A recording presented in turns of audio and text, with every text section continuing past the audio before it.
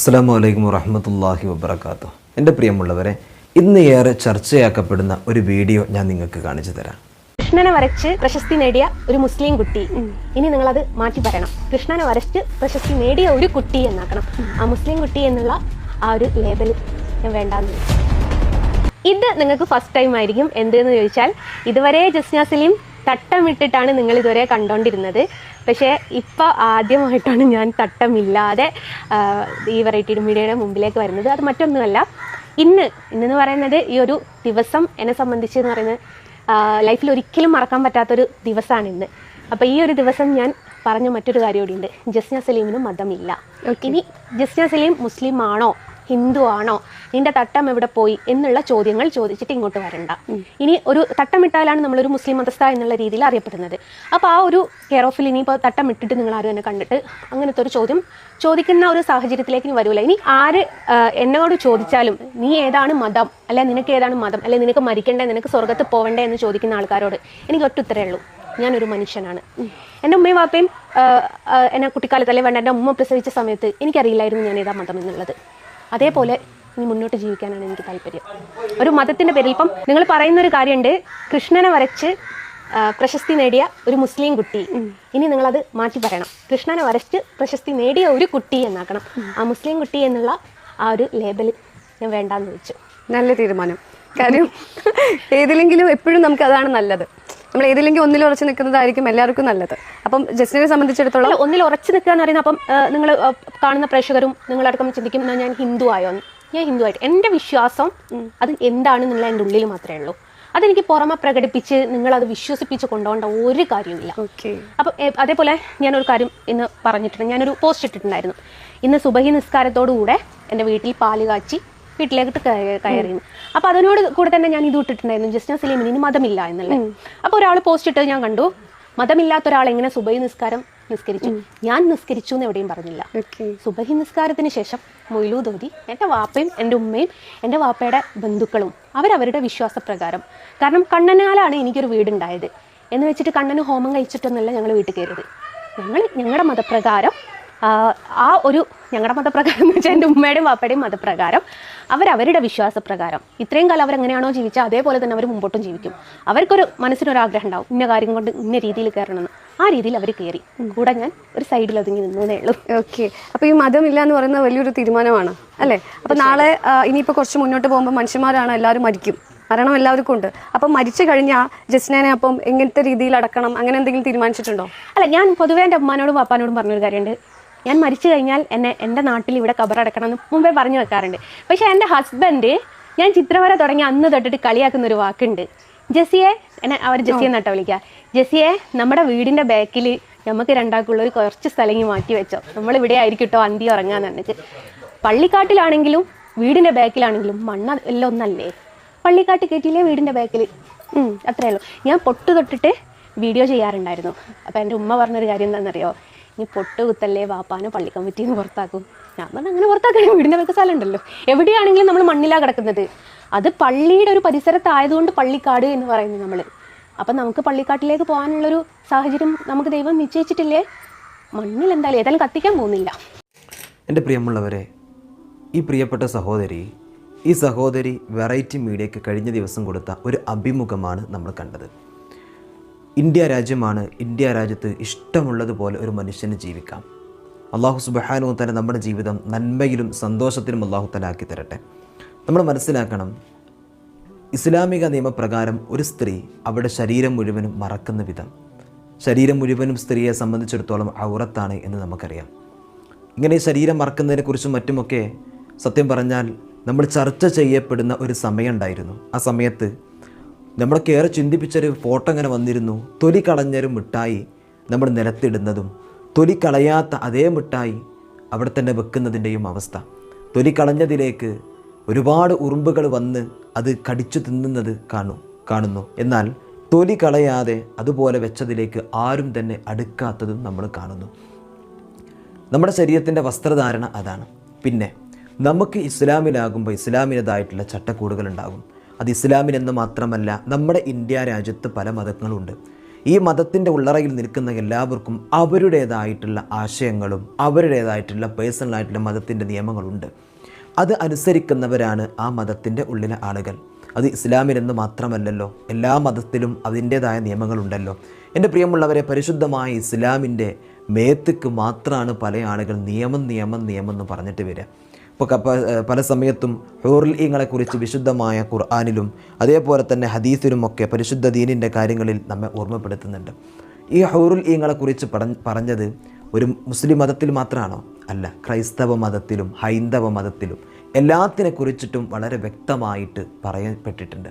പിന്നെ എന്തിനാണ് ഇസ്ലാമിൻ്റെ ദേഹത്തേക്ക് മാത്രം കയറി വരുന്നു എന്നറിയില്ല.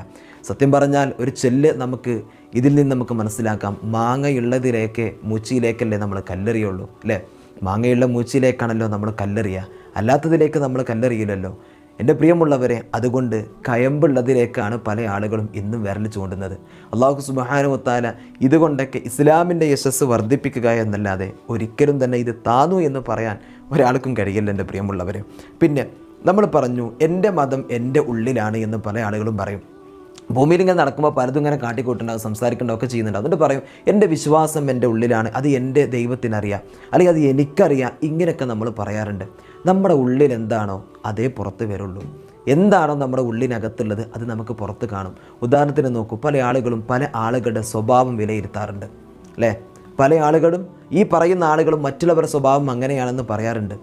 അത് ഉള്ളിലുള്ളതല്ലേ, അതല്ലേ പുറത്ത് വന്നത്. പിന്നെ എന്തിനാണ് വെറുതെ ആ കാര്യം പറഞ്ഞ് സത്യം പറഞ്ഞാൽ വെറുതെ വാചകടിക്കും.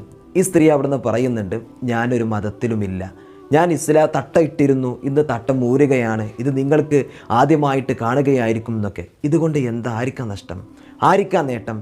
പരിശുദ്ധ ഇസ്ലാമിലേക്ക് വരുമ്പോൾ, ഇസ്ലാമിനെ മനസ്സിലാക്കിയിട്ട് ഒരാൾ വരുമ്പോൾ ആ വരുന്ന ആൾക്ക് തന്നെയാണ് അതിൻ്റെ നേട്ടം. ഇനി ഒരാൾ തന്നെ പരിശുദ്ധ ഇസ്ലാം അവനക്ക് പറ്റില്ല എന്ന് പറഞ്ഞ് ഇട്ടെറിഞ്ഞിട്ട് പോയി, ആർക്കാ നഷ്ടം? അവനിക്ക് തന്നെയാണ്, അല്ലെങ്കിൽ അവൾക്ക് തന്നെയാണ് നഷ്ടം. മനസ്സിലായോ? ആർക്കും അതുകൊണ്ട് യാതൊരു പ്രശ്നവുമില്ല. പല ആളുകളും ഇസ്ലാമിൻ്റെ പേര് വെച്ചിട്ട്, മുസ്ലിം എന്ന പേര് വെച്ചിട്ട് നടക്കുന്നുണ്ടല്ലോ.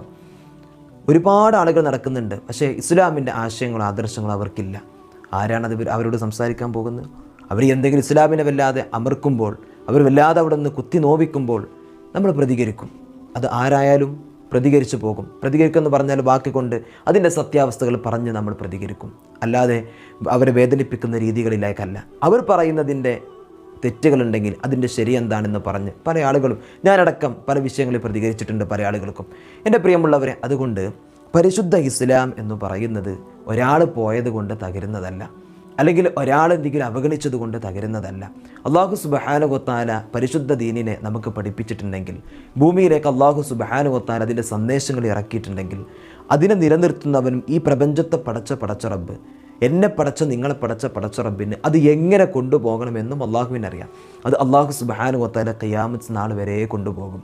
ആരെങ്കിലും ഒരു ഓലപ്പാമ്പിനെ കാട്ടി പേടിപ്പിച്ചത് കൊണ്ടോ അല്ലെങ്കിൽ വളരെ സംഭവമാക്കി പറഞ്ഞത് കൊണ്ടൊന്നും കാര്യമില്ല. ഈ പറയുന്ന പെൺകുട്ടി തന്നെ ഇനി ഏത് മതത്തിൽപ്പെട്ടവർ എന്ന് പറയണ്ട എന്നൊക്കെ പറയുന്നുണ്ട്. ആയിക്കോട്ടെ, ഏതെങ്കിലും മതത്തിൽപ്പെട്ടവരായിക്കോട്ടെ. ഈ ഒരു പെൺകുട്ടി ചെയ്തിരുന്നൊരു വർക്ക് ഉണ്ടായിരുന്നു. കൃഷ്ണൻ്റെ ഫോട്ടോ വരച്ച് അത് നല്ല വിലക്കൊക്കെ വിറ്റ് അങ്ങനെയൊക്കെയായിരുന്നു ആ ഒരു പെൺകുട്ടി രംഗത്ത് വന്നത്. എന്നിരുന്നാലും എൻ്റെ പ്രിയമുള്ളവരെ, ആ ഒരു സ്ത്രീയുടെ ഈ ഒരു വിഷയം തന്നെ വന്നപ്പോൾ ഇതിൻ്റെ കമൻറ്റ് നമ്മൾ നോക്കുമ്പോൾ വളരെ മോശമായിട്ട്, അതായത് ഉള്ള കമൻറ്റുകളാണ്. ഇപ്പോൾ ഇനി ഗുരുവായൂർ നിന്നെ കാണരുത്, അമ്പലനടയിലേക്ക് നിന്നെ കാണരുത്, അവിടെ പല റീൽസും കാര്യങ്ങളൊക്കെ എടുത്തിട്ട് കോടതി വരെ ഇടപെട്ട് അവിടെ ഇങ്ങനത്തെ സംഭവങ്ങളൊക്കെ ഒഴിവാക്കിയത് ഈ ഒരൊറ്റ പെണ്ണിൻ്റെ കാരണം കൊണ്ടാണ്. എന്നിട്ടാണ് എൻ്റെ പ്രിയമുള്ളവരെ ആ ഹൈന്ദവ മതത്തിൽപ്പെട്ട ആളുകൾ ഞങ്ങളുടെ ഭാഗത്തേക്ക് വരണ്ട, അമ്പലനടയിൽ നിന്നെ കാണരുത് എന്ന് പറഞ്ഞിട്ട് അവർ തന്നെ രംഗത്തോട്ട് വരികയാണ്. സത്യം പറഞ്ഞാൽ പിന്നെ ഇപ്പോൾ ആരാണ് ഇവർ അംഗീകരിക്കുന്നത് എന്ന് പോലും അറിയില്ല, അവർക്ക് തന്നെ അറിയില്ല. അല്ലാഹു സുബ്ഹാനഹു വ തആല നമുക്ക് ഈമാൻ അല്ലാഹു തആല നൽകട്ടെ. പിന്നെ പറയുന്നുണ്ട് പള്ളിക്കാട്ടിൽ എന്നെ കൊണ്ടുപോയി കബറടക്കുന്ന വിഷയങ്ങളൊക്കെ. പരിശുദ്ധ ദീനിനെ സംബന്ധിച്ചിടത്തോളം ഒരു വിശ്വാസിയെ സംബന്ധിച്ചിടത്തോളം ആ പള്ളിക്കാട്ടിൽ പോയി കിടക്കുമ്പോൾ അതിനൊരു മഹത്വമുണ്ട്. എന്തറിയോ? അവിടെ വിശുദ്ധ ഖുർആനും നമസ്കാരങ്ങളും അള്ളാഹുവിൻ്റെ റഹ്മത്തിൻ്റെ മലക്കുകളും എല്ലാം ഇറങ്ങും ആ പള്ളിക്കാട്ടിൽ. അതൊന്ന് മനസ്സിലാക്കാനുള്ള ബോധം പോലും എൻ്റെ പ്രിയമുള്ളവരെ ആളുകൾക്കില്ലാതെ പോകുന്നു എന്നിവരെ ചിന്തിക്കുകയാണ്. പിന്നെ ഇപ്പോൾ ഒരാൾ പരിശുദ്ധ മതത്തിൽ നിന്ന് ഇറങ്ങിപ്പോയി, ആയിരിക്കാം നഷ്ടം? പരിശുദ്ധമായ ഇസ്ലാമിൻ്റെ ഉള്ളറയിൽ നിന്ന് ഒരുപാട് ആളുകൾ അങ്ങനെ പോയിട്ടുണ്ട്. ഇപ്പോൾ ഹദീസുകളിലൊക്കെ കാണാം, ഒരു ജൂത പണ്ഡിതൻ ആളുകൾക്ക് ഒരുപാട് ഇൽമ് പറഞ്ഞു കൊടുത്തിരുന്നു, അതേപോലെ തന്നെ ആളുകൾ ദുആ ചെയ്യിപ്പിച്ചിരുന്നു. അങ്ങനെയൊക്കെ ചെയ്തിരുന്ന ഒരു പണ്ഡിതനെക്കുറിച്ച് അവസാനം ഈമാനില്ലാതെ നഷ്ടപ്പെട്ടു പോയത് ഒരു പെണ്ണിൻ്റെ കാരണത്താൽ. എൻ്റെ പ്രിയമുള്ളവർ, അതേപോലെ തന്നെ ഒരുപാട് ഇബാദത്ത് ചെയ്തിരുന്ന ആബിദത്തായ ഒരു സ്ത്രീ ഒരു പൂച്ചയെ കെട്ടിട്ടു എന്നൊരൊറ്റ കാരണം കൊണ്ട്, ആ ഒരൊറ്റ കാരണം കൊണ്ട് ഇസ്ലാമിൽ നിന്ന് പുറത്തു പോയി മരിക്കുന്ന സമയത്ത് ഹിദായത്ത് കിട്ടാതെ, ഈമാൻ കിട്ടാതെ മരിച്ചുപോയി അല്ലേ. അതേപോലെ തന്നെ ഉണ്ട് ഒരു നായ്ക്ക് വെള്ളം കൊടുത്ത ഒരു സഹോദരൻ. അദ്ദേഹം വേറെ നന്മകളൊന്നുമില്ല, ഒരൊറ്റ നന്മയുള്ളൂ. പക്ഷേ അദ്ദേഹം പിന്നെ അള്ളാഹുവിൻ്റെ പരിശുദ്ധമായ സ്വർഗ്ഗലോകത്തേക്ക് എത്തുകയാണ്. ഒന്നാലോചിച്ച് നോക്കൂ നിങ്ങൾ. അങ്ങനെയാണെങ്കിൽ മനുഷ്യൻ്റെ അവസ്ഥ എന്താണെന്ന് പറയാൻ ഒരാൾക്കും കഴിയില്ല. അതുകൊണ്ടാണ് റബ്ബിനോട് നമ്മൾ ഹിദായത്തിന് ചോദിക്കുന്നത്. പടച്ചോനെ, എൻ്റെ ഈമാൻ നഷ്ടപ്പെടുത്തരുത് അല്ലാ, ഹിദായത്ത് കൊണ്ടല്ല എന്ന് കെഞ്ചിയിട്ട് നമ്മളൊക്കെ ചോദിക്കുന്നത് വെറുതെയാണോ? ഈ ഒറ്റ കാരണം കൊണ്ടാണ്. എന്താണ് നമ്മുടെ ഭാവിയുള്ള അവസ്ഥ, നമ്മുടെ അവസാന സമയത്തിൻ്റെ അവസ്ഥ എന്ന് പറയാൻ എനിക്കോ നിങ്ങൾക്കോ കഴിയില്ല. അള്ളാഹു നമുക്കെല്ലാവർക്കും ബോധം നൽകട്ടെ, ഈമാൻ അള്ളാഹു താല നിലനിർത്തി തരട്ടെ. അപ്പോൾ അങ്ങനെ കുറേ ആളുകൾ ഇസ്ലാമിൽ നിന്ന് പോയിട്ടുണ്ട്. ഇസ്ലാമിലേക്ക് വന്ന ആളുകളുണ്ടല്ലോ, ഒരുപാട് തെറ്റുകൾ ചെയ്തിട്ട് ഇസ്ലാമിനെ ഒരുപാട് എതിർത്തിട്ട് അങ്ങനെ നടന്നിരുന്ന ആളുകൾ പിന്നീട് പരിശുദ്ധമായ ഇസ്ലാമിനെ മനസ്സിലാക്കി ഇസ്ലാമിൻ്റെ ആശയങ്ങൾ ഇഷ്ടപ്പെട്ട് ഇസ്ലാമിലേക്ക് കടന്നു വന്ന എത്ര ആളുകളുണ്ട്. അങ്ങനെയൊക്കെ നമ്മുടെ വഴിയരികിൽ നമ്മുടെ കൺമുമ്പിൽ ഒരുപാട് ആളുകളുണ്ട്. ഇസ്ലാമിൽ നിന്ന് പോയവർക്ക് നഷ്ടം, വന്നാൽ ആ വരുന്നവർക്ക് ലാഭം. അല്ലാഹു സുബ്ഹാനഹു വ തആല നമുക്ക് ബോധം നൽകട്ടെ. എൻ്റെ പ്രിയമുള്ളവരെ, ഈമാനുള്ളവൻ്റെ ഹൃദയത്തിലേക്ക് എത്ര നമ്മൾ ആഞ്ഞു വെട്ടിയാലും അവൻ്റെ ഈമാൻ ഇങ്ങനെ കടന്നിട്ട് തുളുമ്പും.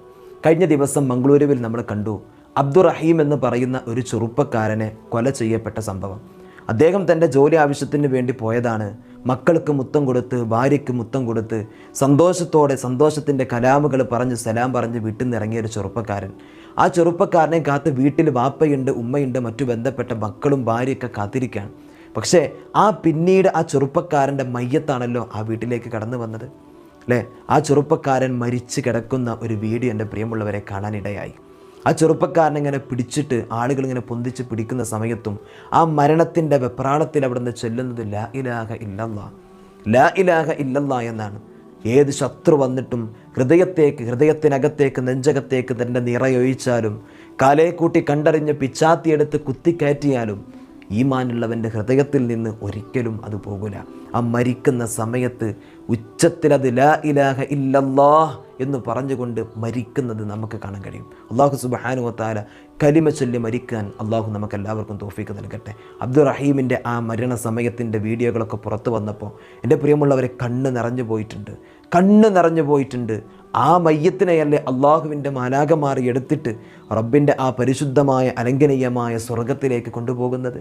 അലങ്കരിക്കപ്പെട്ട റബ്ബിൻ്റെ പാലരുവികളെ കൊണ്ടും തേനരുവികളെ കൊണ്ടും ഒഴുകപ്പെട്ട അള്ളാഹുവിൻ്റെ ജന്നാത്തുൽ ഫിർദൗസിലേക്ക് ആ റൂഹിനെ എടുത്തുകൊണ്ട് പോയിട്ടില്ലേ അല്ലേ. നമ്മൾ മനസ്സിലാക്കണം അത് എന്തുകൊണ്ടാണ്. എൻ്റെ പ്രിയമുള്ളവരെ, ഈമാനാണ്. അള്ളാഹു എന്നുള്ള ഒരു ചിന്ത ഹൃദയത്തിലുണ്ടായിരുന്നു അല്ലേ. ഷഹീദിൻ്റെ പ്രതിഫലമല്ലേ അള്ളാഹു താല കൊടുക്കുന്നത്. ആരാ വെട്ടിയത്, കൊന്നവൻ അറിയുന്നില്ല, ഞാൻ എന്തിനാണ് അയാളെ കൊല്ലുന്നത്. കൊല്ലപ്പെട്ടവൻ മരിച്ചു കിടക്കുന്ന ഓനക്കറിയില്ല, പഠിച്ചവൻ ഓൻ എന്തിനെന്നെ കൊന്നത്. ഇങ്ങനത്തെ ഒരു കാലം വരാതെ ഖിയാമത്ത് നാൾ സംഭവിക്കില്ലെന്ന് മുത്തുനബി സല്ലല്ലാഹു അലൈഹി വസല്ലം തങ്ങൾ പറഞ്ഞിട്ടില്ലേ. എൻ്റെ പ്രിയമുള്ളവരെ, ഈമാനുള്ളവൻ അതവിടെ ഉണ്ടാകും. അതുകൊണ്ട് ആരും തന്നെ ഞാൻ വന്നു എന്നും പറഞ്ഞിട്ടൊന്നും ആരും തന്നെ വന്ന് ഇസ്ലാമിനെ ആരും കരിവാരിത്തേക്കാനും പേടിപ്പിക്കാനും നിൽക്കണ്ട. അല്ലാഹു സുബ്ഹാനഹു വ തആല നമുക്ക് എല്ലാവർക്കും ഈമാൻ നൽകട്ടെ. അസ്സലാമു അലൈക്കും വറഹ്മത്തുള്ളാഹി വബറകാതുഹു.